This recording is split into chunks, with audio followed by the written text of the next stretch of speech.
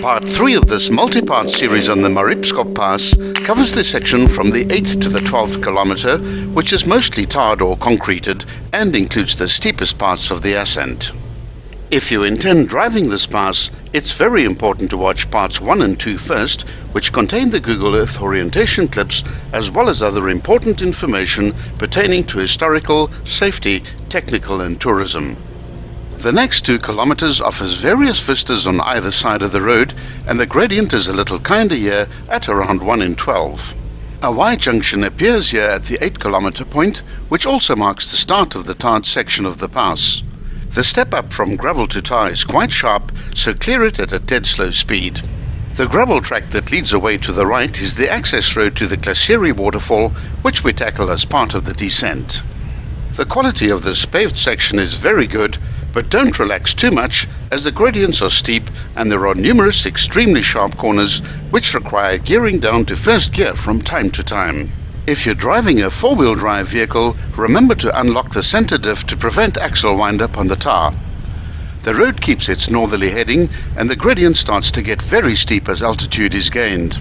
Remember that the total altitude gained on this pass is 1100 meters. This makes it the second biggest pass in this category nationally. Only the Sani Pass in KZN exceeds this figure.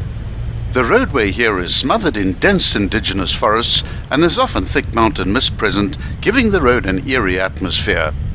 Remember to switch your headlights on in low visibility conditions. It's not only about the forests on this pass, there are also small mammals which include bronze climbing mouse, four-striped grass mouse and the arboreal woodland thicket rat. Amphibians include the grey stream frog, Angola river frog and Natal ghost frog. The latter species has a limited and declining range in South Africa and requires clear and cold, swiftly flowing streams fringed by dense vegetation. The Mariepskop complex is separated from the rest of the Drakensberg by the Bleda River and its canyon and by a tributary of the Glacieri River. These two valleys are seen as floral migration routes between the mountain and Lowveld. By 1969, some 1,600 hectares of Mariepskop Forest Reserve was allocated to timber plantations, while some 3,000 hectares was covered by indigenous forest. The foothills of the pass are covered in low-altitude woodland, which are distinguished as Lowveld gallery forest, savanna on mountain slopes, savanna on rocky terrain, and submontane forest.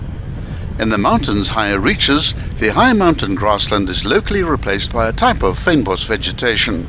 The higher elevations are home to the mountain plateau, woodringtonia, and montane forest plant communities.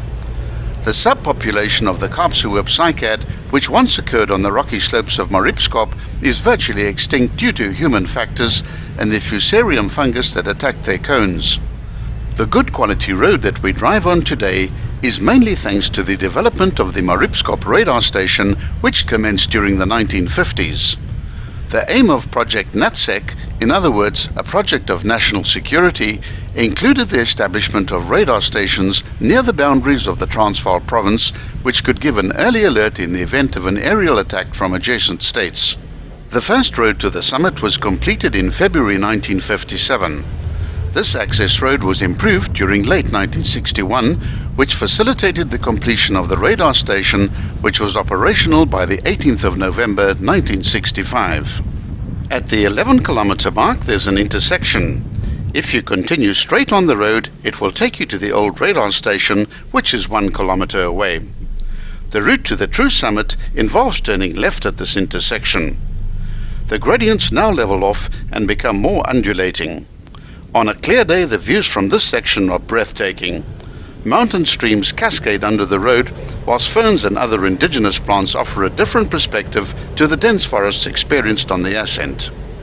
The Moholo Wildlife Rehabilitation Center is situated just outside Kampersrus in the northern foothills of the mountain. It was established in 1991 when Brian Jones was appointed as its manager. Note that on the steeper sections of the pass, the road surface has been scored in a specific pattern, and this is quite unusual and has been done to provide better traction and to facilitate water runoff. Be sure to watch part 4 of the Mariepskop Pass series, which covers the final 1.5 kilometers to the true summit point.